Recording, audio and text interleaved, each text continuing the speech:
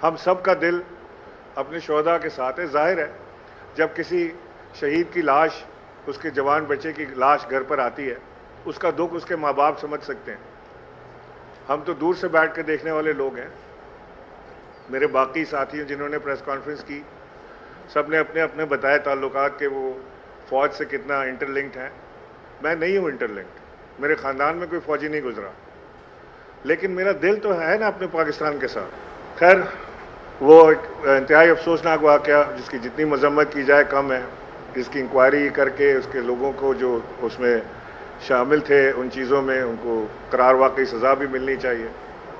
उसके बाद मैंने बहुत सोचा। मैंने 4-5 दिन, 9 तारीख के बाद 5-6 दिन मैंने मफरूरी में गुजारे, इधर से उधर छुपता फिरा। उसके बाद मैं पकड़ा गया, जेल हुई, एटीसी में पर्चा दर्ज हुआ, हालांकि वो बिल्कुल बेफजूल पर्चा था। मैं था ही नहीं यहाँ पे। किसी एक रैली में, किसी एक एहतजाज में आप मेरी फुटेज नहीं दिखा सकते। मैं नहीं था यहाँ पे। मैंने वही चीज़ आज शवाहिद जज साहब को पेश किए हैं। मैं अपना टिकट दिखाया है, अपने इस्लामाबाद में रहने की रसीदें, सारी चीज़ें उनको दिखाई हैं, जिसके ऊपर मेरी बरियत हुई। और आज मैं बरी होने के बाद, जब मैं एक आज़ाद शहरी की हैसियत से हूँ, मुझे कोई जेल का ख़तरा नहीं है, मेरे पे कोई और पर्चे नहीं है। मैंने ये फ़ैसला किया है, और मैंने बड़ा सोच समझ के फ़ैसला किया। मैंने ये फ़ैसला किया है कि मैं पाकिस्तान तहरीक इंसाफ की तमाम ओहदों से, क्योंकि मैं एडिशनल सेक्रेटरी जनरल हूँ, मैं कोर कमेटी का मेंबर हूँ, मैं तमाम ओहदों से इस्तीफ़ा देता हूँ।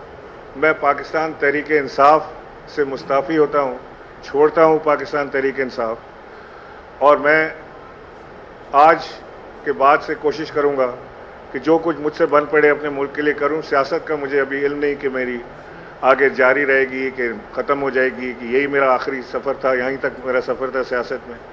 लेकिन जितनी मुझे पाकिस्तान की कौम ने मोहब्बत और इज़्ज़त दी, उसका मैं उनका मशकूर हूँ। अगर किसी का दिल टूटा हो मेरे से, तो मैं उनसे माफ़ी भी चाहता हूँ। और मैं यहाँ पर खान साहब आपको खुदा हाफिज़ कहता हूँ, और पाकिस्तान तहरीक इंसाफ को अल्लाह हाफिज़ कहता हूँ।